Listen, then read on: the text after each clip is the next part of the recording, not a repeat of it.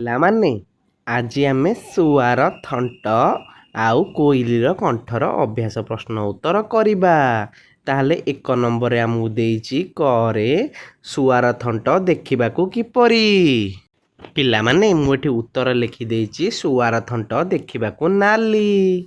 ତାପରେ ଖରେ ଦେଇଛି ହେଲା କଲର ଆମେ ଚେଞ୍ଜ କରିଦେବା। ଗପରେ କାହାକୁ ନାନୀ ବୋଲି କୁହାଯାଇଛି? ଗପରେ କୋଇଲିକୁ ନାନୀ ବୋଲି କୁହାଯାଇଛି। ନେକ୍ସଟ ଗରେ ତୁମେ ଲଣ୍ଠନ ଦେଖିଛ କି? ରାତିରେ ବିଦ୍ୟୁତ ଚାଲିଗଲେ ତୁମେ କ'ଣ କର? ହଁ ଦେଖିଛି, ବିଦ୍ୟୁତ ଚାଲିଗଲେ ଆମେ ଲଣ୍ଠନ ଲଗାଉ। ଘରେ କୋଇଲି ଘରକୁ ଶୁଆମାନେ କାହିଁକି ଯାଉଥିଲେ? ଶୁଆମାନେ ଗୀତ ଶୁଣିବାକୁ ଯାଆନ୍ତି। ରେ ତୁମେ କାହାଠାରୁ ଗୀତ ଶୁଣିଥାଅ? ମୁଁ ମୋ ମାଆଙ୍କ ଠାରୁ ଗୀତ ଶୁଣିଥାଏ। ତାପରେ ଆମେ 2 ନମ୍ବର ଲେଖି ଚାଲିବ ଟ ହେଲା, ଏଠି ଲେଖିବ ଠ, ଏମିତି ଲେଖି ଚାଲିବ ହେଲା। ତାପରେ 3 ନମ୍ବର ଆସ ପଢ଼ିବା। ଘଣ୍ଟି ବଜାଇ ଠନ୍ ଠନ୍, ଘଣ୍ଟ ବଜାଇ ଡନ୍ ଡମ୍। ଖରେ ଦୁଃଖୀକୁ ଦାନ ଦେବା ପାଇଁ କୁଣ୍ଠିତ ନ ହୋଇବ କେହି। ତାପରେ 4 ନମ୍ବର ଆମକୁ ଦେଇଛି, ଚିତ୍ରଟିକୁ ଆମେ ପଢ଼ିବା ଏବଂ ସେଥିରେ ଥିବା ଯୁକ୍ତାକ୍ଷରକୁ ବାଛି ଗୋଲ ଭିତରେ ଲେଖିବା। ହେଲା ଏଠି କ'ଣ ଦେଇଛି? ଠି, ଏଠି ଆଣ୍ଠୁ ଠୁ, ଏଠା ମଧ୍ୟ ଠି, ଶୁଣ୍ଠି। ତାପରେ ଲଣ୍ଠନ ଅଣ୍ଠ, ସେମିତି ଘଣ୍ଟା ହେଲା। ତାପରେ ଥୁଣ୍ଟା, ଏଠି ଲେଖିବା ଝିଣ୍ଟିକା, ଏଇଟା ତମେ ନିଜେ ଲେଖିପାରୁଥିବ କଣ୍ଟା। ତାପରେ ଠ ଅକ୍ଷରକୁ ଖାଲି ଜାରେ ଲେଖ ଓ ପଢ଼। ଏଠି କ'ଣ ହବ? କଣ୍ଠ, ଟା ଲୁଣ୍ଠନ। ତାପରେ ପେଣ୍ଠ, ନେକ୍ସଟ ଷଣ୍ଢଣା ଷଣ୍ଢଣା। ତାପରେ 6 ନମ୍ବର ପଢ଼ ଓ ଲେଖ ତଣ୍ଟି, ଲେଖିଦେବ ତଣ୍ଟି। ତେଣ୍ଟା ହେଲା, ପଢ଼ି ଦେଉଛି ତମେ ସବୁ ଲେଖିଦେବ। କଣ୍ଟା, କଣ୍ଟକ। ନିଅଣ୍ଟ, ଝୁଣ୍ଟିଆ, ହାତ ଘଣ୍ଟା, ପେଚ କଣ୍ଟା, ଏପଟୁ କଣ୍ଟା ଗଛ। ଯାହା ଲେଖା ହେଇଛି ତାହା ତମେ ଲେଖିଦେବ। 7 ନମ୍ବର ଆମକୁ ଦେଇଛି ତଳ ଚିତ୍ରକୁ ଦେଖ ଓ ବାକ୍ୟଟିଏ ଲେଖ। ପ୍ରଥମେ ଦେଲା ଆମକୁ କିଏ? ଝିଣ୍ଟିକା। ଉତ୍ତରରେ ଲେଖିବା ଆମେ ଝିଣ୍ଟିକା ଘାସ ଖାଏ ଓ ବହୁ ଜୋରରେ ଶବ୍ଦ କରେ। ତାପରେ ଲଣ୍ଠନ, ଲଣ୍ଠନ ଜାଳି ଆମେ ପାଠ ପଢ଼ୁ। ନେକ୍ସଟ ଘଣ୍ଟା, ଘଣ୍ଟା ଆମକୁ ସଠିକ୍ ସମୟ ଦେଖାଏ।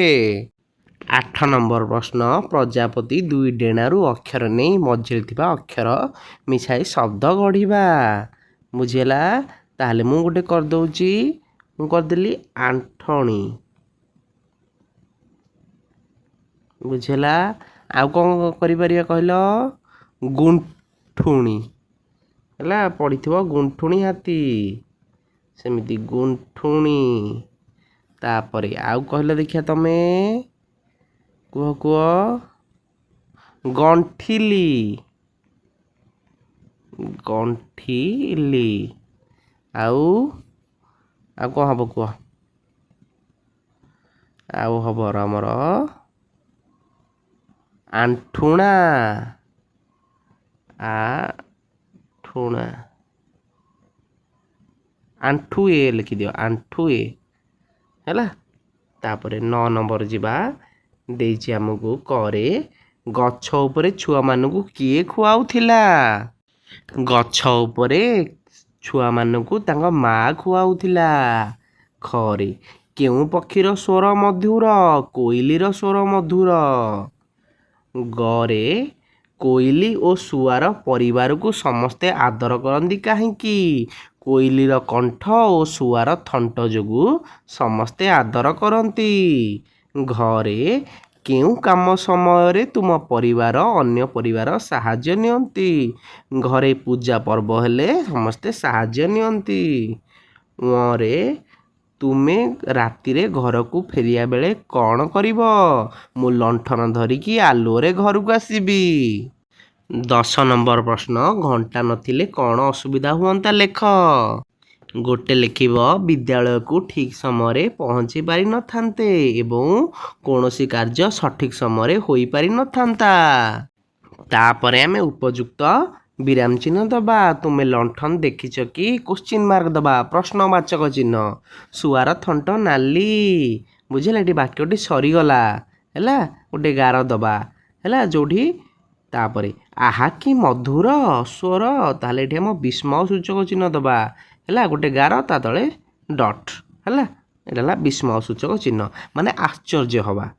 ଘଣ୍ଟା ଦେଖି ସମୟ କୁହ, ଏଠି ଗୋଟେ ଗାର ଦେବା ଖାଲି। ତାପରେ 12 ନମ୍ବର, ତମେ ଚିତ୍ରରେ ରଙ୍ଗ କରିବ। 13 ନମ୍ବର, ଚିତ୍ର ଦେଖି ଅଙ୍ଗ ପ୍ରତ୍ୟଙ୍ଗର ନାମ ଲେଖିବ। ସିଏ ଗୋଟେ ଆମକୁ ଦେଇଦେଲା ମୁଣ୍ଡ। ତାପରେ ଆମର ଗାରଟା ଆଣିଦିଅ। ଏଠି ହେଲା ଆମର ଆଖି, ଏଠି ହେଲା ଆମର କାନ, ଏଠି ହେଲା ଆମର ନାକ, ବୁଝିଲା, ଏଇଟା ହେଲା ଆମର ଗାଲ। ସେଇଭଳିଆ ଭାବରେ ଓଠ ଗାରଟା ଆଣିଦେବ। ଏଠି ଆମର ଉପରେ କ'ଣ ଅଛି? ଛାତି, ବୁଝିଲା, କାନ୍ଧ, ଏଠି ହାତ, ଗୋଡ଼, ପେଟ, ବୁଝିଲା। ତାପରେ ଆଙ୍ଗୁଳି, ଏଠି ଆମର ଆଙ୍ଗୁଳି, ବୁଝିଲା ତ। ତାହେଲେ ସମ୍ପୂର୍ଣ୍ଣ ଅଭ୍ୟାସଟି ପିଲାମାନେ ଆମର ସରିଗଲା। ଯଦି ଭିଡ଼ିଓ ଭଲ ଲାଗିଥିବ ଲାଇକ୍ କରିଦେବ ଏବଂ ଚ୍ୟାନେଲକୁ ନୂଆ ଆସିଥିଲେ ସବସ୍କ୍ରାଇବ୍ କରିଦେବ।